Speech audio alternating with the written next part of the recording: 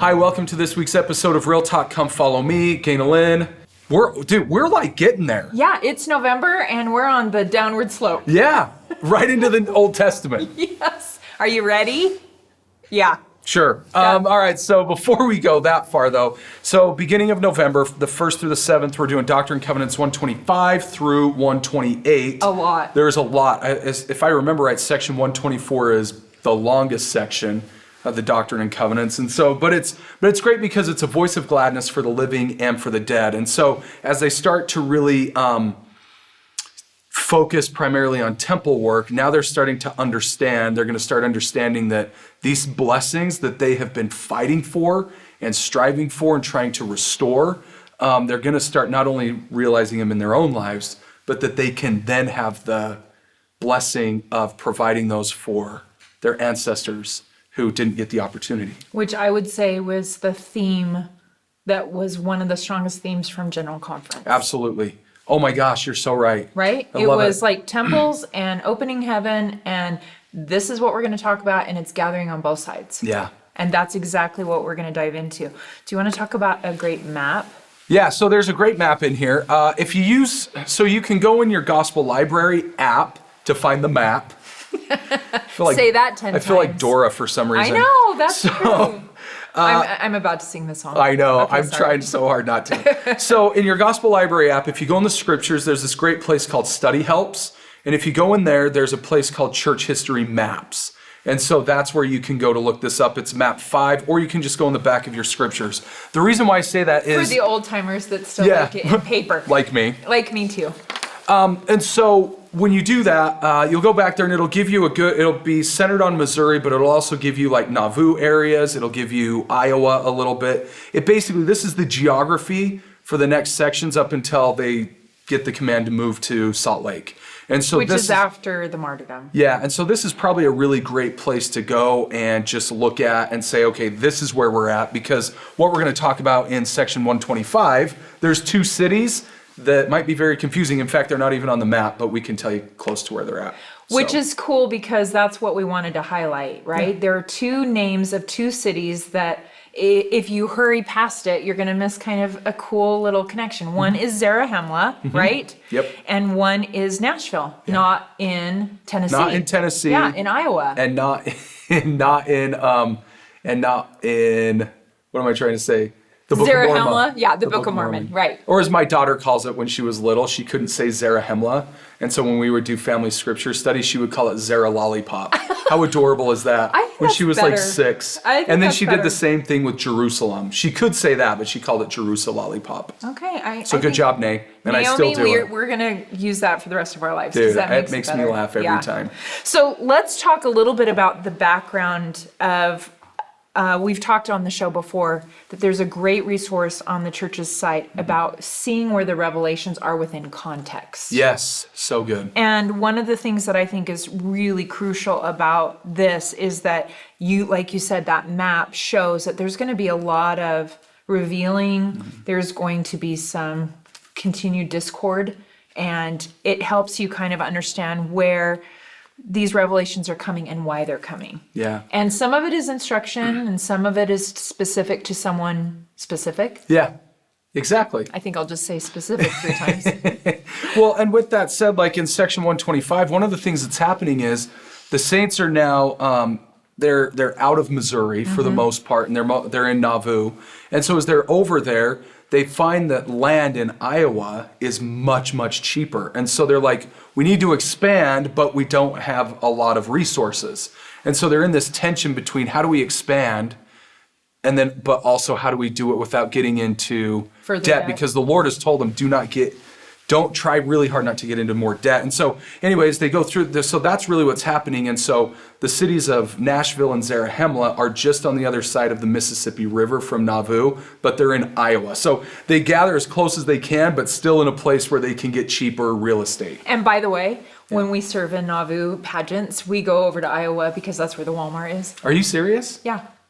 Yeah. I didn't even know there was a Walmart over there. Yeah, you've got to go over into Iowa to go shopping. So I totally validate that the pioneers had to go into Iowa because Going into Iowa. we always ran out of socks when we were in the pageant. So we'd always have to go over there and the shelves would be empty. So can we talk a little bit about the fact that to connect to Nauvoo and what has happened there is that there's, for a time here, right, this Nauvoo history is filled with saints that are trying so hard to follow divine direction, to establish Zion, to build a temple, like they had done before, right? They had had the failed Kirtland Banking Society. They had so many efforts to try to fulfill what God was asking them to do.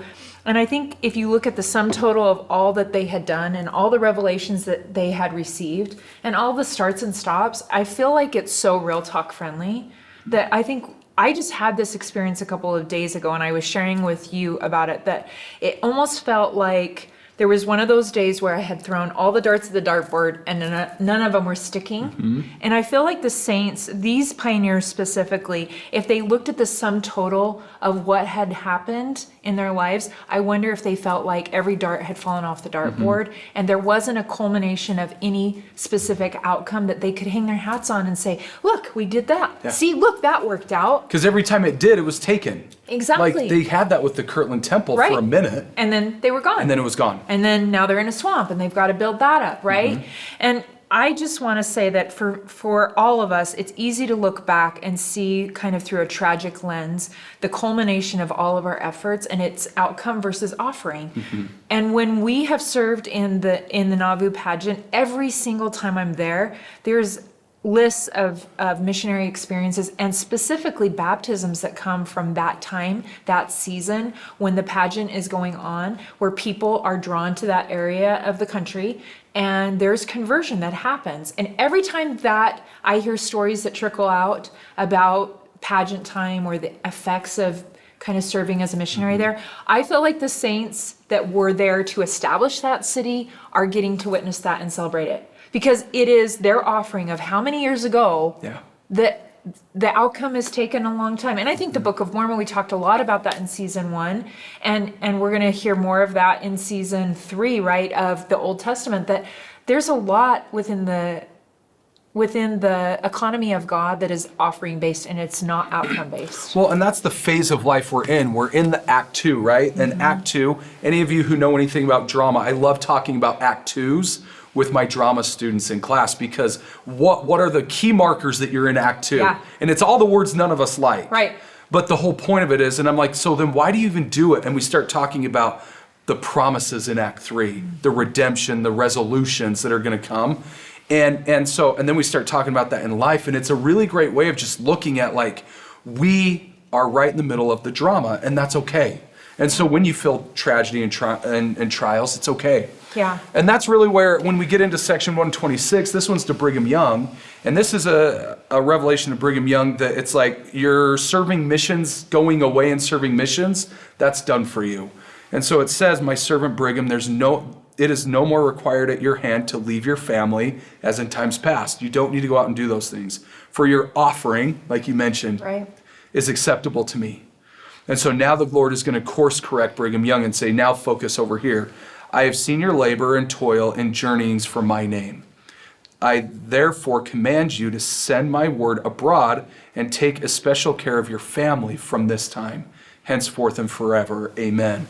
And so it's the shift of going out and ministering to now ministering in your home and getting that settled, because we know what's going to happen in the future. He doesn't. Right. But we do know what's going to happen in the future. And we were discussing this, that was the Lord trying to fortify those family relationships before then the trek west is going to happen, and the tragedies that would face their family and the stretching that happened. It brought to mind, is my family getting my prime time? And I don't feel like that's a really comfortable question to ask. Hold on, that's a good thought. So Brigham's like, where's your prime time? It's your family. Right. Okay. And there was going to be a season where his prime time was going to be leading the saints west, and then leading the church, and then being the governor of the Utah territory, right? But at this point, the Lord's like, your prime time is not going to serve the best good if you're gone. It's to be at home. And I have a senior, my baby's a senior at Skyridge, and I feel this like question heavy on my heart. Have I done the best I could with the time allotted me? Yeah. But as a mama, I've really been reflecting. Everything feels like the last and fleeting. And I'm looking back, and if I'm not careful, there's some vain regrets there if I'm not careful. And Elder Maxwell said that it's important for parents, grandparents to scrutinize your schedule and your priorities in order to ensure that your prime relationships are getting your prime time.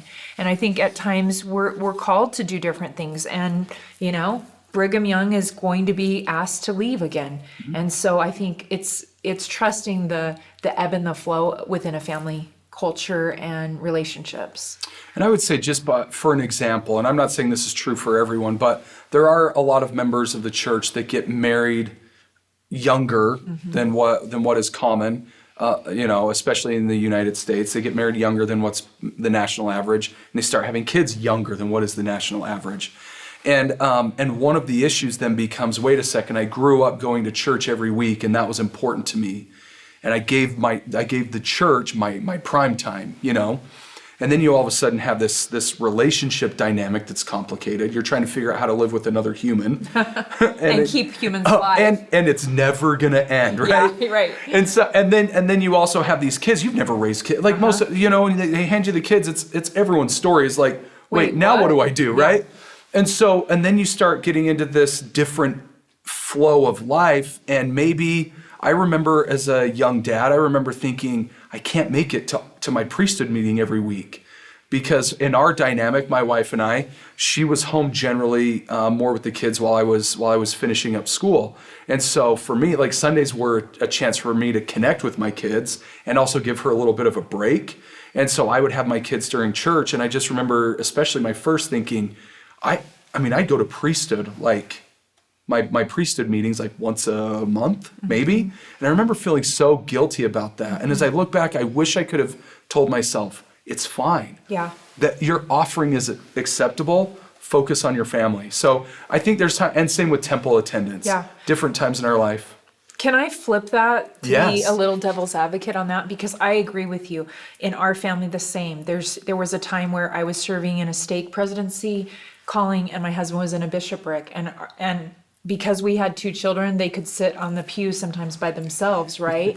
And then that shifted and changed. But I also think that there are times where we are a family-focused religion, and it feels easy sometimes to say no to callings. Our stake president just recently shared that when Elder Dubé came to reorganize our stake presidency and put in a new presidency, he said, remember that sometimes our sacrifice and serving in a calling brings salvation to our family. And sometimes it's staying home from our priesthood quorum meetings, right? And so I think that's where personal revelation is key, and not to get hooked that, wait, my neighbor is always home and my other neighbor's always gone. Like, what does the Lord want for your family? And I think this is key. Brigham Young didn't stop serving. Yeah. There was sacrifice, but for this season, it was crucial. It was for his highest good to be home.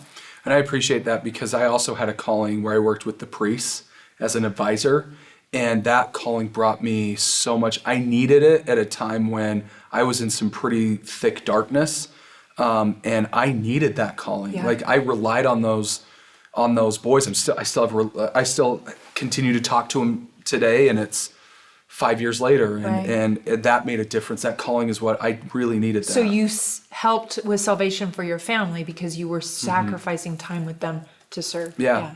So what would do you want to say anything else before we move on to section 127? No, let's jump into 127 so we can get to 128 as well. Okay. Because there's so much in here. Right. I just want to briefly touch on the fact that at this point, Joseph is in hiding. If you look at and have the Real Talk Journal on page 130, it talks a little bit about what's going on and the relationships that were happening within political figures in their lives, and that Joseph is in hiding, right? And James E. Talmage talked a little bit about this dynamic between the living and the dead when he said that nowhere in Scripture is it a distinction made in this regard between the living and the dead. All are children of the same Father, and all to be judged and rewarded or punished by the same unerring justice with the same mercy for all inhabitants of the earth.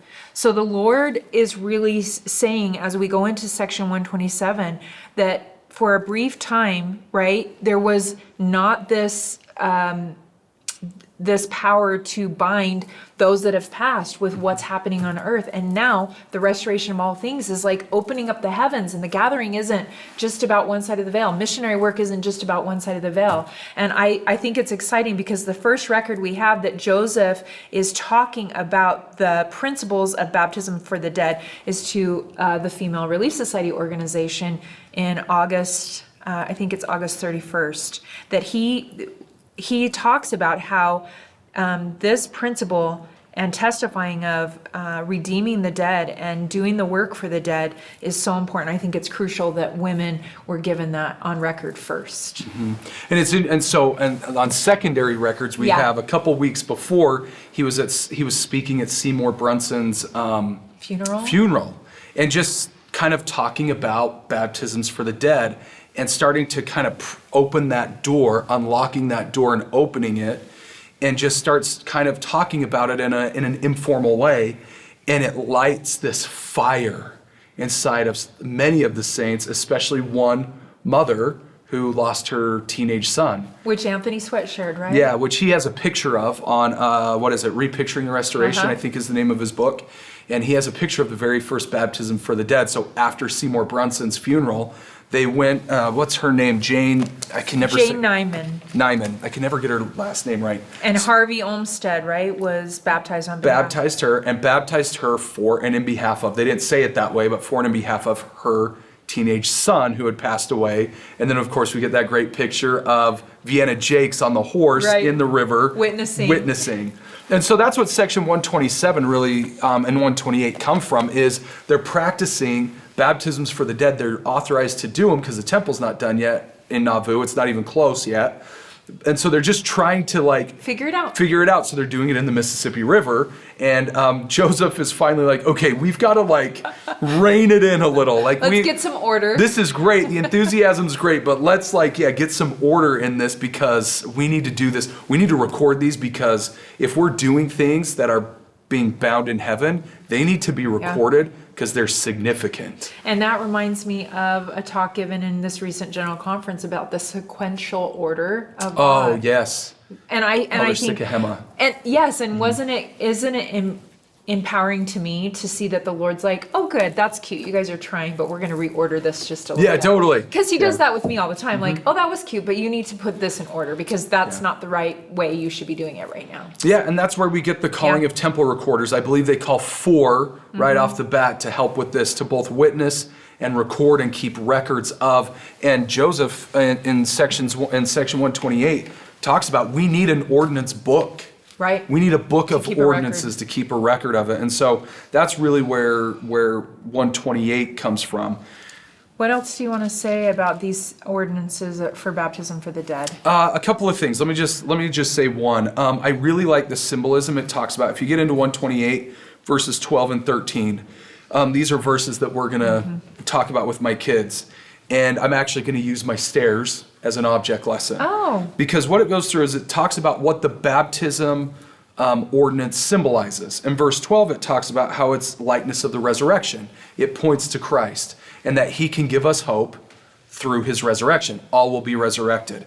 And then there's also this rebirth aspect to it, which is absolutely foremost. But then when you get to the end of it, verse 12 and then into 13, it says this ordinance was instituted to form a relationship with the ordinance of baptisms for the dead, being in likeness of the dead. So now it says not just in likeness of the resurrection, but now going into that water is in the likeness of reaching into the spirit world and redeeming the dead. And then it goes farther. Consequently, the baptismal font, so symbolically, was instituted as a similitude of the grave.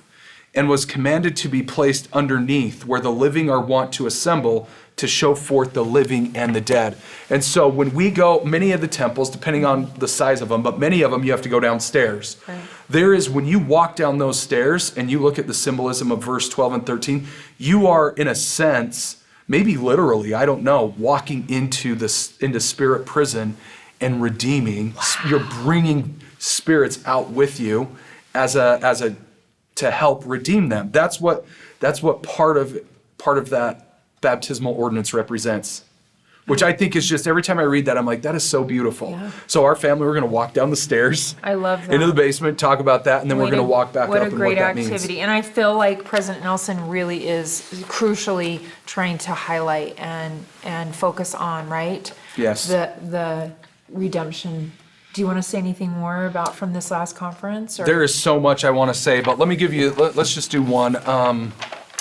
Yeah, so he said, this one's an interesting one because he says, everything we believe and every promise God has made to his covenant people come together in the temple. The restoration is a process, not an event. Baptisms for the dead and how it rolled out is a perfect example of that. The ultimate objective of the gathering of Israel is the blessing of the temple. The ongoing restoration needs ongoing revelation. Current adjustments in temple procedures and others that will follow are continuing evidence that the Lord is actively directing his church. And I was so excited. I'm like, say them. Yeah. Say them. What are they? Just but he tell didn't. Us now. He didn't. And so, anyway. Can I add to the rest of that Yes, please. talk? Because there was another part of that I just was like, that's what we need to set ourselves up to keep receiving the changes that are coming. He says, until his martyrdom, Joseph Smith continued to receive revelations that furthered the restoration of the endowment and sealing ordinances. He recognized, however, just like we were just talking, right?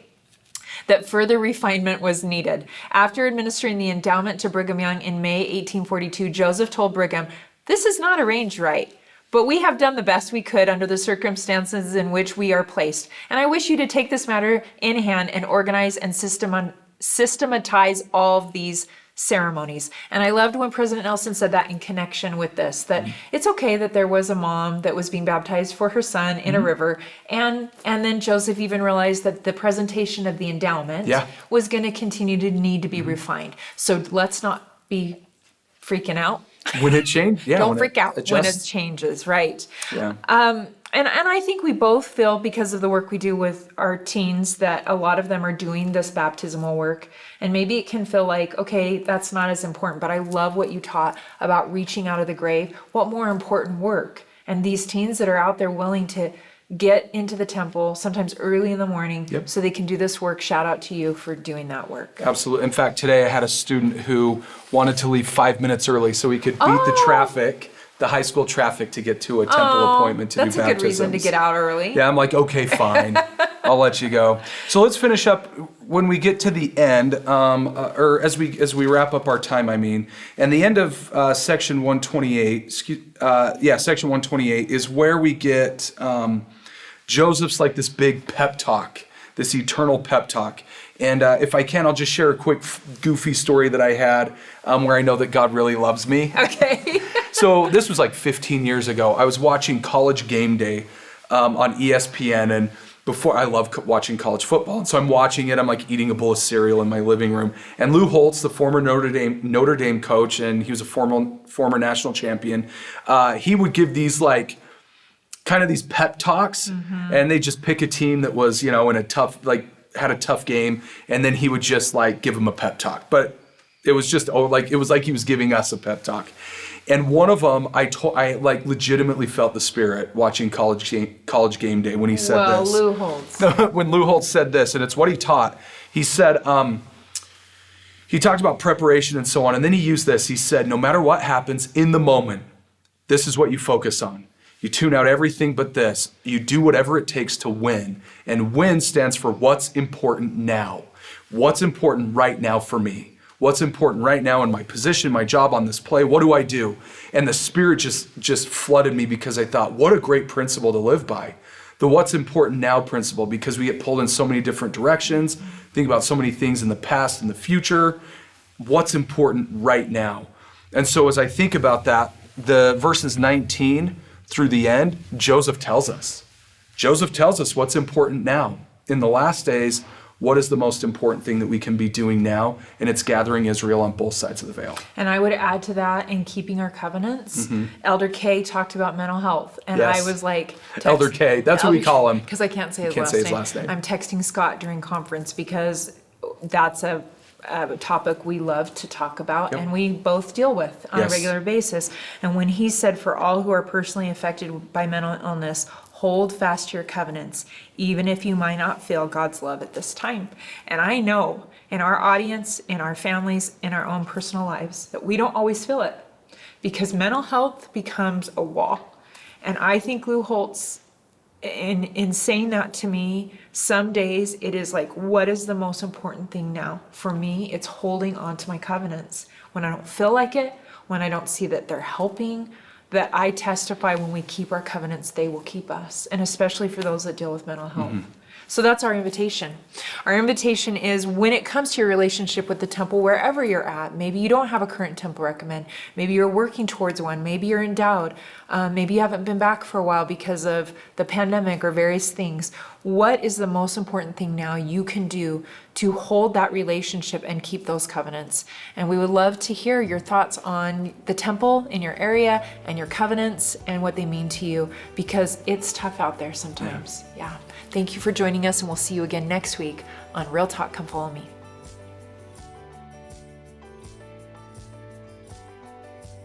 You guys, please like and subscribe and click the bell. Like and subscribe. What did I say? You did it. It was Like and perfect. subscribe That was so perfect. and click the bell.